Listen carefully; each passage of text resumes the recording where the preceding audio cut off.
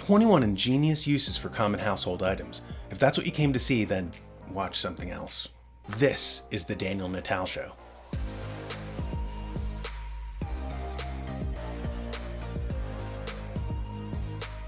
I had a video pulled a few weeks back entitled Foreign Troops on US Soil. It covered a few different issues, such as the public surprise after a building collapsed in southern Florida and soldiers from Israel's IDF were walking abroad the streets of Miami, or the Biden administration's Anthony Blinken, who invited in United Nations special envoys, under NATO, to send in military personnel to help create a strategy to police America under the pretext of what they called combating systemic racism in our country. In the video, I referred to these soldiers as troops, which was technically correct, but which might have led viewers to imagine millions of foreign forces marching through our streets, whereas according to press releases from the organizations in question, only small numbers of soldiers were brought in for these actions. My intent was not to create the impression that we were under ongoing invasion. Rather, I was complaining about something very different.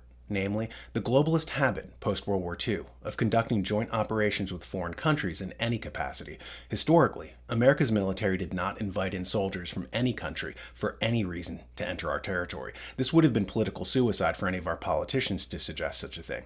But starting with the Korean conflict in 1950, certain globalist factions within the State Department wanted to disempower our military and place them unconstitutionally under NATO command. This is covered in James Perloff's book, The Shadows of Power, which I narrated. You can listen to an excerpt here. The war, like its prelude, had a number of anomalies. First, American soldiers were fighting as part of a UN police force, even though they made up 90% of it. Constitutionally, only the U.S. Congress is authorized to declare war. But in the case of Korea, the president bypassed declaration of war. We had ratified the UN Charter and were subject to its statutes. In 1944, the CFR had prepared a confidential memorandum for the State Department that prophetically anticipated the circumstance. It noted, quote, "A possible further difficulty was cited, namely, that arising from the constitutional provision that only Congress may declare war. This argument was countered with the contention that a treaty would override this barrier, let alone the fact that our participation in such a police action as might be recommended by the International Security Organization need not necessarily be construed as war." End quote. Did a secret purpose lie in the shadows of Korea? Dean Acheson later said, quote, "The only reason I told the president to fight in Korea was to validate NATO." End quote. I found this subversion of our constitutional system unconscionable, just as I did when things ramped up one step further, when Bill Clinton leased a shuttered U.S. military base in California to the Chinese Merchant Marine in the 1990s.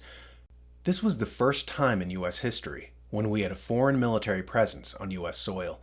So it was not so unbelievable to me when two journalists, Susan Bradford and Kevin Annett, separately indicated that due to foreign direct investment laws, China had negotiated deals to allow military assets and mercenary brigades to protect property that they had purchased throughout Canada and the western United States. The editors of the New American Magazine had, prior to Bradford and Annett, been aware of rumors regarding Chinese troops infiltrating U.S. Indian reservations, but had not been able to independently verify these assertions. Because of this, I felt, in retrospect, as if it had been premature of me to echo these assertions in the report, even if it was only a brief sentence in passing. For that reason, I agreed with the editors who preferred a more deliberative statement on these issues. Because of viewer mail, they asked me to clarify, and that's what this video is setting out to do. Does it ever feel like you're not getting the full story from the media? Like there are dark and powerful forces behind the scenes manipulating national and world events? Well, you're right on both counts.